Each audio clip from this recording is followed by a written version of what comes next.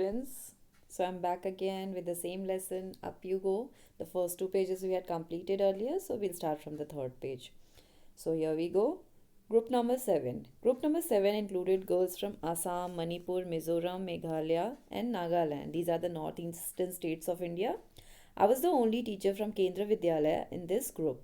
I was happy to meet my new group members. Most of them could not speak Hindi well. I still feel bad that after being together for 21 days, I could not talk even once with Khondombi from Mizoram. She spoke only Mizo, but in our hearts we grew close to each other. So this was group number 7, which had girls from Assam, Manipur, Mizoram, Meghalaya, and Nagaland, which are the northeastern states of India. And in this, one teacher, she was the only teacher who was from Kendra Vidyalaya. She was very happy to meet the new group members. But most of the members they could not speak Hindi well, उन लोग को हिंदी नहीं आती थी और इसलिए उन्हें मतलब बुरा लगा कि इस बात का बुरा लगा कि 21 दिन हो गए थे और अभी तक उनके ग्रुप में एक लड़की थी जिनका नाम था खोंदोनबी, जो कि मिज़ोरम की थी और उन्हें सिर्फ मिज़ो भाषा आती थी, तो उनसे उनका बात नहीं हो पाया था। इस बात का उन्हें बहुत दुख था। बट ठीक है, बात नहीं हो पाया था, बट फिर भी वो एक होता है ना, एक बॉन्डिंग हो जाती है, तो उनकी उनसे फिर भी हार्ट टू हार्ट वाली बॉन्डिंग हो चुकी थी। So that was good for her. Crossing the river, so now this is 5th February 1984. We got vitamin C, iron tablets, and hot chocolate milk with our breakfast. These were given for strength and to keep us warm in the cold. Every morning there would be a medical checkup. We tied our bandages and counted the days left. तो इन्हें vitamin C दिया गया immunity के लिए जो अच्छा होता है, आयरन टैबलेट्स दिए गए एंड हॉट चॉकलेट मिल्क ताकि उनका शरीर गर्म रहे। These were okay, these were given for strength and to keep them warm in the cold. Every morning there would be a medical checkup, और हर सुबह उनका मेडिकल चेकअप होता था। उसके बाद में उन्हें बैंडेजेस बांधा जाता था and counted the days left. After an 8-kilometer track, we reached a river. There was a thick rope tied across the river from one bank to the other. The rope was tightly fixed to pegs or pythons on both the sides. I was feeling nervous. I started thinking what would happen if the rope came out. I was trying to estimate how wide the river was.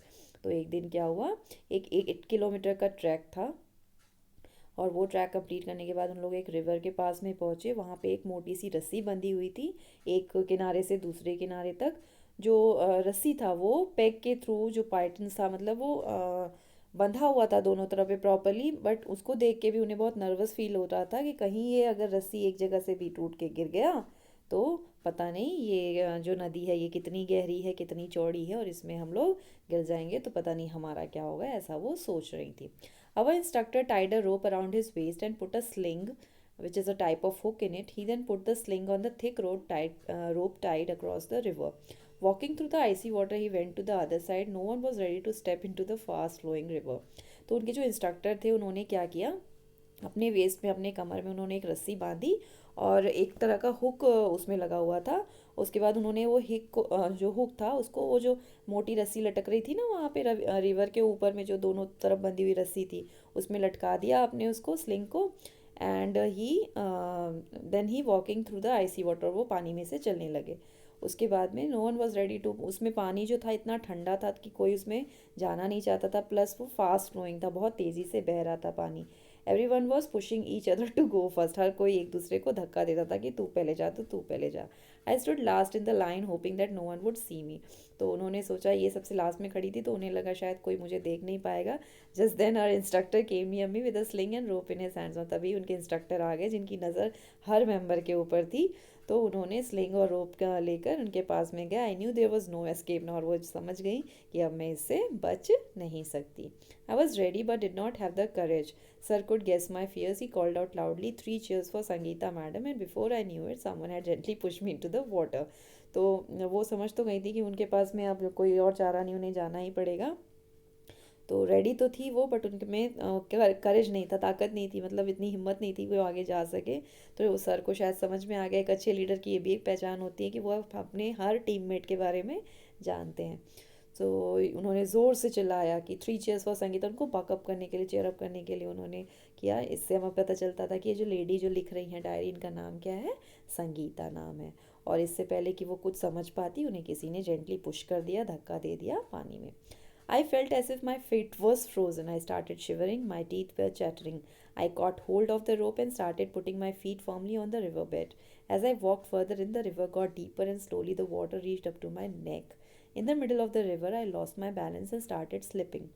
I was so scared and felt so cold that the rope slipped from my hands. I started shouting for help. और तभी बीच में क्या हुआ है, उनका पैर जो था ना, उन्हें ऐसा लगा कि पूरा पैर जो है उनका जम गया है, फ्रीज़ हो गया है। और वो एक कांपने लगी उससे, उनका जो दांत है वो कटकटाने लग गया ठंड के कारण। जब जैसे दांत कटकटाते हैं ना, तो इनका दांत कटकटाने लग गया। उन्होंने जल्दी से रस्सी को पकड़ी, ज़ोर से पकड़ी, और उन्होंने अपना पैर जो था वो रिवर वेड, जो पानी का जो नदी का जो तल था वहाँ पर रखने की कोशिश की। और जैसे जैसे वो अंदर जाने की कोशिश कर रही थी, मतलब चलने की कोशिश कर रही थी, तो जो नदी था वो और ज़्यादा गहरा होते जा रहा था। ऐसा हमें भी कभी बार फील होता है, हम पानी के अंदर जाते हैं ना, जब हमें गहराई नहीं पता हो जो होती है, हम आगे बढ़ने की कोशिश करते हैं बिना गहराई जानने के, तो हमें ऐसा लगता है कि वो और गहरी होती जा रही है। तो धीरे धीरे जो पानी था वो उनके गले तक पहुंच गया। और जब वो बीच में पहुंची रिवर के, तो उनका बैलेंस बिगड़ गया और वो फिसलने लग गई। वो इतनी डर चुकी थी, और प्लस उनको इतना ठंड लग रहा था कि वो जो रोप था, जो रस्सी उन्होंने ज़ोर से पकड़ रखी थी, वो उनके हाथ से छूट गया। तो वो चिल्लाने लगी हेल्प के लिए। I was sure I would be carried away by the river, but no, I found that I was tied with the rope to the sling. तो उन्हें तो लगा था क्या कि मैं तो गई, अब मैं रिवर के साथ में बह जाऊंगी।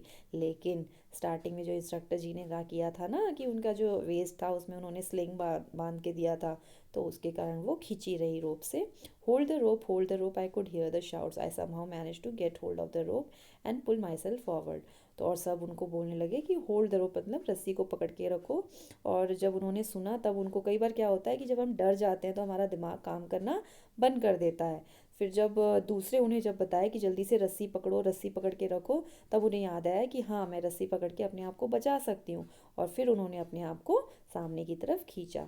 Slowly with some courage I reach the river bank. और इस तरह से धीरे धीरे हिम्मत करके वो नदी के किनारे पहुंची।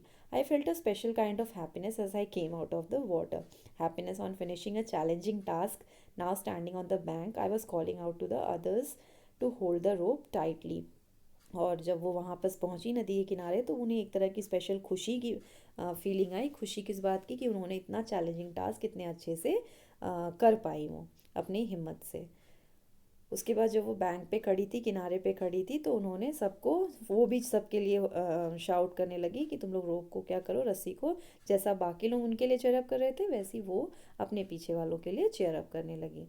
और I knew that this confidence was a result of facing a challenge with courage. और ये कॉन्फिडेंस उनमें कहाँ से आया था, जो चैलेंज उन्होंने अभी फेस किया था और उसको सक्सेसफुली पार किया था, इससे उनमें ये करेज आया था कि वो बाकी लोगों को भी, इससे उनमें कॉन्फिडेंस आया था कि वो बाकी लोगों को भी चेयर अप करने लगी।